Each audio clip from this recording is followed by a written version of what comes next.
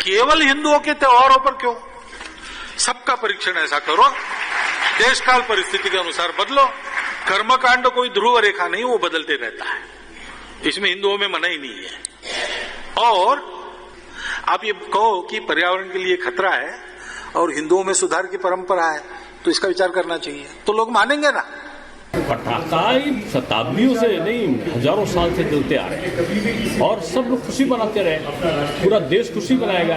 और ये कहेंगे कि पटाखे न जलाओ, जो भी हिंदुओं का त्योहार आएगा, होली आएगी, कहेंगे कि रंग न खेलो। हम अपनी परंपराएं कैसे छोड़ते हैं? हम उसके उपाय करने चाहिए, प्रदूषण ना हो इसके उपाय करने चाहिए, पटाखे का स्वरूप चेंज हो जाए। लेकिन आप बंद कर दो, प्रतिबंध लगा दो, और आपने रैली रोकने का काम नहीं किया जो आपके कार्यकर्ता पंजाब में करा रहे हैं। लेकिन ये एक षड्यंत्र है त्योहारों को बाधित करने का, क्योंकि रामलला विराजमान हुए 550 साल के बाद अयोध्या में, और अब की दिल्ली की खुशी क्या पूरे देश की खुशी देखने बनती है। तो सुना आपने, राजनेता भी ये कह रहे हैं कि हिंदू त्योहारों से आखिर दिक्कत क्या है। और सवाल जो मुंबईकर्स पूछ रहे हैं, जो मुंबई के सिने स्टार्स पूछ रहे हैं, जरा मुंबई की एक खबर उनको दिखा देते हैं, वो जरूर उन्हें देखनी चाहिए क्योंकि उनकी आंखें खुलेंगी। जरा ये तस्वीर देखिए, हिंदू त्योहार में मुस्लिम परेशान हैं। वो कह रहे हैं कि आप लड़ियां मत लगाइए, आपके घरों पे भी आपने सजावट कर रखी होगी। दीपावली पर एक तरह से दीपों का जो त्योहार है उसे सजाने के लिए आप लाइट्स लगाते हैं, रंगीन लाइट से अपने घरों को एक तरह से रोशनी से नहला देते हैं। और देखिए उसको लेकर अब यहाँ पर बकझक हो रही है, सुनिए जरा। तो हमारी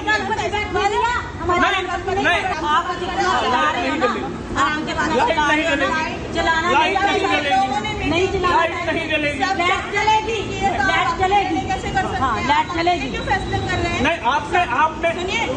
हमारा क्या बात हुआ? हमारा क्या बात हुआ? There is no festival in our society. तो हमारी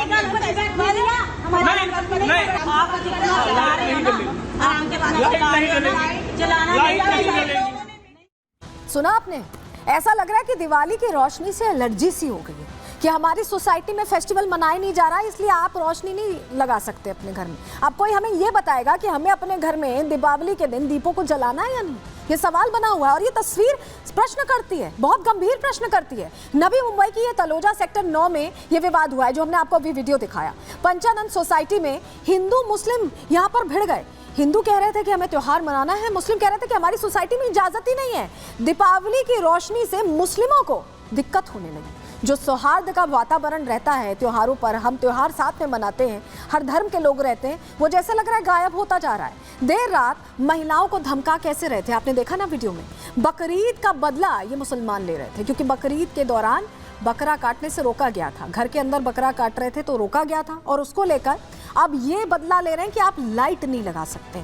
इसको लेकर कैसे एक तरह से झड़प हो रही थी, धमका कैसे रहे थे, ये आपने देखा। तो ये धमकी का दूसरा मॉडल है जो फॉलो किया जा रहा है, जो हमारे आसपास के लोग कर रहे हैं कि क्या आप मुस्लिम दीपावली का विरोध करेंगे, ये अपने आप में प्रश्न बना हुआ है। लेकिन चलिए जरा अब आपको बताते हैं कि आतिशबाजी को लेकर नियम कितने सख्त हैं, कितने सख्त हैं। चलिए जानकारी जल्दी से आपके सामने रखेंगे, क्योंकि अभी ये कहा जा रहा है कि प्रदूषण बहुत है, तो बहुत ध्यान रखना है। कई जगहों पर बैन लगाया गया है, कहां कहां चलिए बता रहे। सबसे पहले दिल्ली की बात कर लेते हैं। दिल्ली में AQI लेवल कहा जा रहा है ज्यादा है, ऐसे में पटाखों पर दिल्ली सरकार ने पूरी तरह से बैन लगाया हुआ है और पिछले कुछ सालों से यही स्थिति रहती है। पंजाब में सिर्फ 2 घंटे की छूट दी गई है। पराली जलाने की समस्या जिसे कहा जाता है कि दिल्ली प्रदूषित हो रही, उसको लेकर ये कहा भी गया कि नियम बनाए गए, कानून बनाए गए, लेकिन दिल्ली पर कोई असर नहीं हुआ। अभी भी पोल्यूशन वैसा ही रहता है, सरकार दोनों जगहों पर एक ही है। इसके अलावा हरियाणा में ग्रीन पटाखों की छूट दी गई है। वहीं आपको बताएं बिहार में भी 4 शहरों में पटाखों पर बैन रखा गया है। वहीं महाराष्ट्र में भी सिर्फ और सिर्फ ग्रीन पटाखों की छूट दी गई है। तो ये आतिशबाजी को लेकर नियम सख्त बनाए गए, इसलिए बनाए गए हैं जिससे कि प्रदूषण ना हो। लेकिन प्रदूषण क्या सिर्फ इसी त्योहार पर होता है? प्रदूषण क्या सिर्फ पटाखे जलाने से होता है? क्या गाड़ियों में जिनमें आप सफर करते हैं, धुआं छोड़ती हुई गाड़ियां, पुरानी गाड़ियां, आप जो ACs लगाते हैं उससे जो CFCs निकलती है, क्लोरोफ्लोरोकार्बन निकलती है, क्या उससे प्रदूषण नहीं होता? क्या आप जो फ्रिज इस्तेमाल करते हैं उससे प्रदूषण नहीं होता?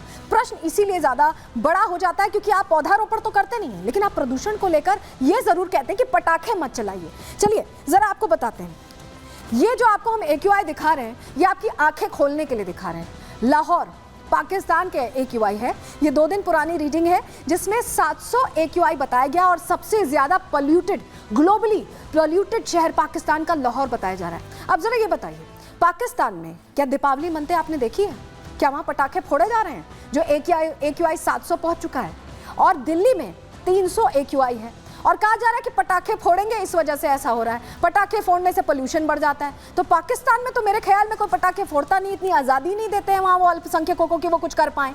उसके बावजूद ये जो प्रश्न होता है, ये हम सभी को सोचने की ज़रूरत है कि कैसे त्योहारों का जो हमारा पारंपरिक एक तरह से एक रंग है, उसको लेकर हम आगे बढ़ें। और अगर पोल्यूशन की इतनी चिंता है तो उसके लिए कुछ करें, ना कि सिर्फ हिदायत दें। चलिए आगे बढ़ते हैं, अगले सेगमेंट की बात करते हैं। तो ये तो धमकियों का अलग अलग मॉड्यूल हमने बताया, एक और मॉड्यूल बहुत एक्टिव है, आपने देखा भी होगा। लगातार गैंगस्टर्स धमकी दे रहे हैं, कह देते हैं कि गैंगस्टर की तरफ से कॉल आ जाता है, कह देते हैं कि गुर्गे हैं, और क्या करते हैं, पैसे मांगते हैं। अब बात उसी की करेंगे, अब धमकी के इस मॉड्यूल की बात करते हैं।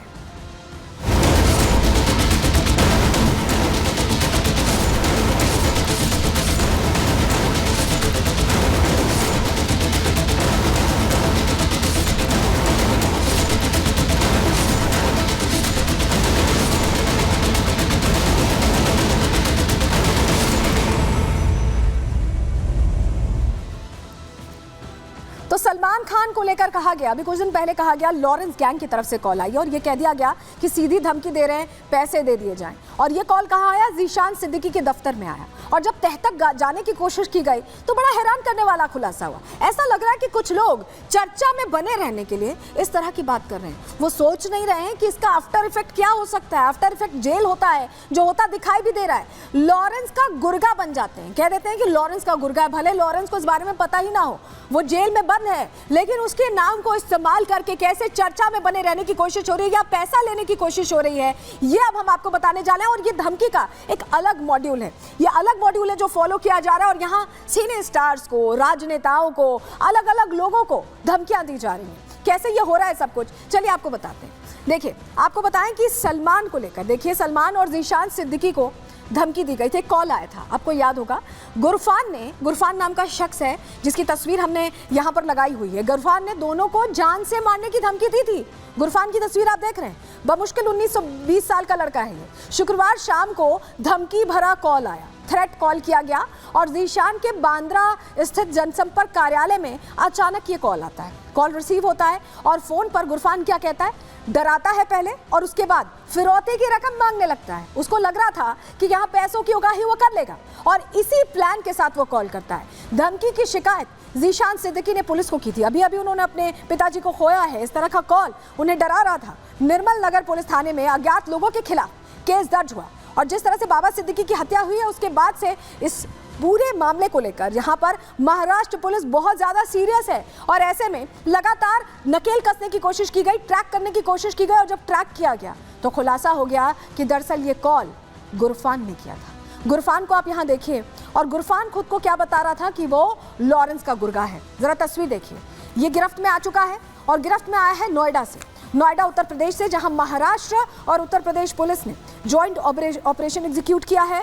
गुरफान उर्फ तैयब इसका नाम बताया जा रहा है, जो पकड़ा गया, जिसने धमकी भरी कॉल कर दी और कोई ये गुर्गा वुर्गा नहीं। इसके बावजूद इसने इस चीज को यूज करने की कोशिश की। जब पूछताछ हुई, कड़ी पूछताछ जब की गई गुरफान से, तो सारे होश फाख्ता हो गए गुरफान के और सारी बातें उसने बोल डाली। पुलिस की पूछताछ में गुरफान ने खुलासे किए। यूपी के बरेली का रहने वाला गुरफान, उसने बताया गुरफान उर्फ इसका नाम मोहम्मद तैयब है और इसकी उम्र महज 20 साल है। 20 साल का गुरफान कॉल कर रहा है। नोएडा के सेक्टर 92 में कारपेंटर का ये काम करता है, कारपेंटर का काम करता है और हर महीने इसे 8,000 रुपए करीब मिलते थे। मुंबई पुलिस कंट्रोल रूम के नंबर पर इसी ने मैसेज भेजा था और लिखा था कि हम सलमान को नहीं छोड़ेंगे। जिस तरह से पब्लिक डोमेन में ये जानकारी है कि लॉरेंस बिश्नोई ने एक बार धमकी दी है, उसके बाद उस चीज़ को यूज़ कर रहा था, ये बहुत बुरा होगा, लास्ट वार्निंग दे रहे हैं। इस तरह की बातें गुरफान की तरफ से लिखी हैं।